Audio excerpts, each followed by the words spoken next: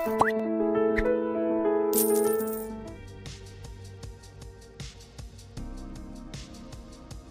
everyone, this is Reena Pandey and welcome to Prodigy IS. Again with Daily MCQ Express. I'm here with 5 new good questions based on current affairs and latest news. So let's begin for the day. The question number 1. Statement number 1 which is given is Veer Bal Divas. It has been observed annually on December 26. पहली statement ये दूसरी statement है Guru Gobind Singh's youngest sons were martyred on December 26, 1705. Now we have to see which statements are correct, right? सबसे पहले जानते हैं वीर बाल दिवस. वीर बाल दिवस क्या है? गुरु गोविंद सिंह जी के जो यंगेस्ट सन्स थे, Sahibzada Zorawar Singh and Sahibzada Fateh Singh, they sacrifice their lives for their faith on December 26, 1705, right? तो उनके ऑनर में प्राइम मिनिस्टर नरेंद्र मोदी जी ने 2022 में 26 दिसंबर को डिक्लेयर किया वीर बाल दिवस के रूप में, राइट? ये इसके तो स्टेटमेंट डेफिनेटली जो हमारी पहली स्टेटमेंट है वो स्टेटमेंट बिल्कुल करेक्ट है. अब प्रधानमंत्री राष्ट्र बाल पुरस्कार PMRBP ये इंडिया का हाईएस्ट सिविलियन ऑनर है बच्चों के लिए, children age between 5 to 18 years, और जो बच्चों ने एक्सेप्शनल अचीवमेंट्स किए हैं इन सारी कैटेगरीज में, आर्ट एंड कल्चर में, ब्रेवरी में, एनवायरनमेंट में, इनोवेशन में, साइंस टेक्नोलॉजी में कुछ उन्होंने एक्सेप्शनल कॉन्ट्रीब्यूशन किया है, सोशल सर्विस में या स्पोर्ट्स में, इन फील्ड्स में जिन भी 5 से 18 साल तक के बच्चों ने कॉन्ट्रीब्यूट किया, एक्सेप्शनली अचीव किया है, उनको ये प्रधानमंत्री राष्ट्र बाल पुरस्कार दिया जाता है. It's an India's highest civilian honor for kids, right? Now, instituted by Ministry of Women and Child Development.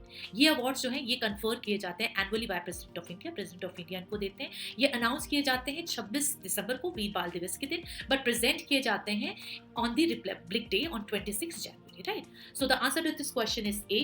A means both statements are correct and statement 2 is the correct explanation of statement 1.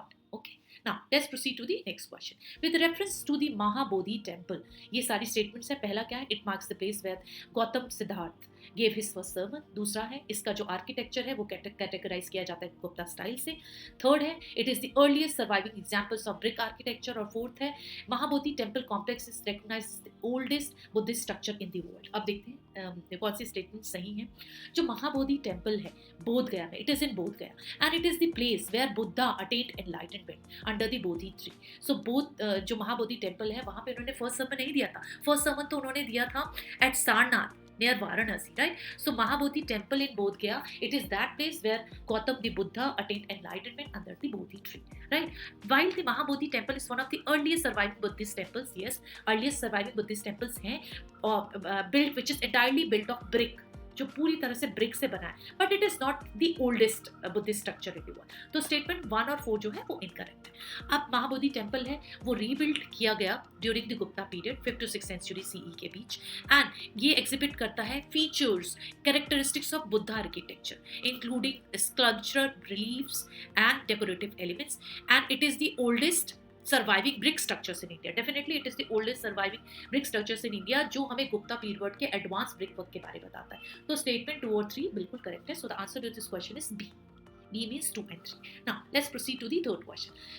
इस question में हमें 2 statements दी गए हैं. Swami Vivekananda founded the Ramakrishna Mission and one of the main objectives of Ramakrishna Mission in Indian society was political activism. अब देखते हैं स्वामी विवेकानंद जो थे उन्होंने रामकृष्ण मिशन स्टैब्लिश किया था 1897 में एट बेलूर नियर कैलकाटा, और उन्होंने ये मिशन इसलिए स्टार्ट किया था so that he wanted to propagate the teachings of his guru Shri Ramakrishna Paramhansa who was an enlightened soul at time, and he wanted to promote social justice and spiritual development of the people. इसीलिए उन्होंने इस mission को establish किया था. तो statement पहली 1 is absolutely correct. Ramakrishna mission completely एक non political organization है क्योंकि ये किस पे फोकस करती है? Focus on the spiritual growth and development of human beings, social service and promoting harmony among religion, ताकि लोग इंटर रिलीजन होकर भी एक दूसरे के साथ हार्मनी के साथ रह सके, पीसफुली रह सके. It does not at all engage in political activism. Statement 2 is absolutely incorrect. So the answer to this question is A.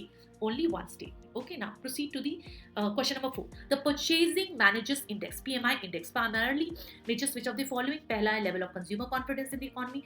Second, the performance of stock market. Third, the health of the manufacturing and services sectors. And fourth is government spending trends. अब ये PMI क्या indicate करता है? चलिए देखते हैं PMI क्या है।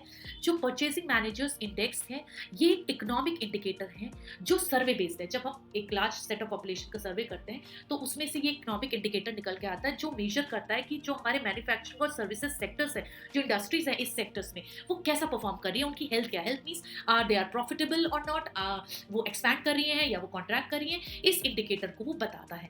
और ये किस किस चीज़ों में इंसाइट देता है? It gives insights into the business conditions like production levels, new orders, employment, supplier deliveries and inventory levels, right? अगर PMI 50 से ऊपर है, if it is more than 50, then it indicates expansion. It means that industry, that sector is growing, and if the reading is below 50, it signals that it is contracting. There is losses in that industry and sector. So the answer to this question is C, the health of the manufacturing and services sectors.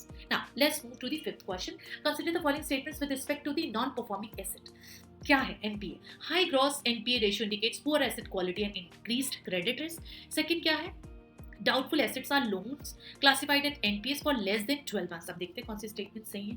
अब high gross NPA क्या होता है? High gross NPA वो percentage of loans होता है bank में जो non performing हो चुका है। इसका मतलब जो बोरोवर्स हैं वो 90 डेज तक अपने लोन्स को रीपे नहीं कर पाए हैं, उनकी ईएमआईज को रीपे नहीं कर पाए हैं, तो उन लोन्स को एनपीए में डाल दिया जाता है। एनपीए उनकी परसेंटेज बताता है किसी भी बैंक के लिए, and it indicates poor asset quality and high credit risk for the bank. Bank के लिए obviously it is taken as a higher credit risk, right? तो स्टेटमेंट 1 बिल्कुल करेक्ट है। डाउटफुल एसेट्स क्या होता है? डाउटफुल एसेट्स वो होते हैं, it's a category of NPA where loans have remained in the substandard category for more than 12 months, right? NPA का बेसिकली 90 डेज का टाइम होता है, बट डाउटफुल एसेट्स वो होते हैं जो 12 महीने से ज्यादा वो लोन्स की पेमेंट ना हो गई हो। मतलब जो बोरोवर्स है उन्होंने 12 महीने से ज्यादा हो गया, उन्होंने कोई ईएमआई लोन्स की पे नहीं की है, तो वो डाउटफुल एसेट्स में क्लासिफाइड होते हैं। और जो loans classified at NPAs for less than 12 months are termed at substandard assets. उन्हें सबस्टैंडर्ड एसेट्स कहा जाता है जो लेस देन 12 मंथ्स के होते हैं। तो स्टेटमेंट 2 जो है इनकरेक्ट है। So the answer to this question is answer A. A means 1 only 1 is correct. So thank you so much. We'll be again meeting soon with another set of 5 new questions based on current affairs and latest news, and will definitely help you out in your prelims preparations. Thank you so much. Stay tuned for more updates at the rate of Prodigy IAS.